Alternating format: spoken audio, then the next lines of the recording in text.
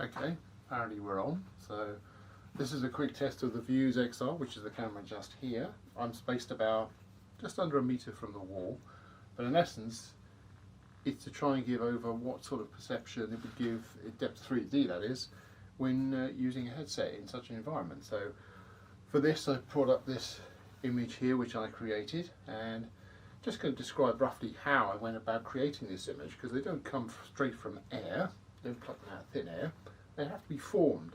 Now if you're artistic, your brain is always looking at different ideas. You're walking around, you're picking up things, and things just sit in your brain, and sometimes some things, ideas come really quick. There'll be something that happened and bingo, within a few minutes you've got a formation of an idea. Other ones have to be worked at.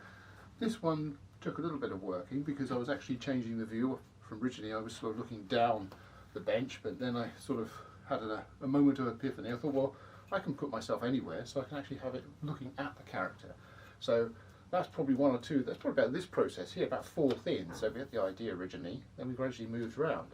So when you've got to this point, you're starting to form the idea in your head, and from that you can come up with a pencil sketch, and you can't quite see it, but underneath here is the actual pencil sketch. And then I gradually work over it with line. Now in the background we've obviously got a lot of clutter, and this is actually from one of these samples, because it's actually from life. This technically was my dad's workbench when he was around and still with us. At the end he'd have a box of plumbing spares. In the background there's a couple of old barrels of oil and grease resting on a sort of plank support bench. In the background you've got this sort of shed. That was actually a chicken shed which he rescued from a field. In the very background you've got a wooden ladder. Now that ladder would have had another one behind it. It would have been a double ladder, extendable, but that made the drawing a little bit too complex, so we just put the one ladder in there. And obviously the spaces in between were always going to be full up with junk. Now obviously there's a motorbike in the background because there's a motorbike theme to this. There's a box with some old wood blocks in there which my dad used to use for chopping up cars when he was supporting and working on them. And obviously you've got his bench here. Now that was covered in old tubs, tins, glass things, turtle wax, old tins of paint, paint brushes in jars. There's a rivet gun with all the rivets in there. And then we've got this Haynes bit here, and you've got a manual that's open here. So this is actually a drawing which I decided to sort of dedicate to Arthur Haynes, who recently died, who sort of did all these technical manuals, and that sort of, I suppose, was inspiration for myself to get into sort of technical illustration.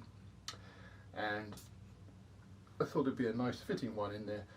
Something's gone wrong. The title of this one is actually Reassembly is the same as Disassembly except in reverse, because that was one of the things I picked up on in one of the Haynes manuals once. So the characters there, you're sort of almost in stop motion, frozen, everything's gone wrong, there's things firing out left, right and centre. He's got his mug of tea on the bench and he's not looking too happy.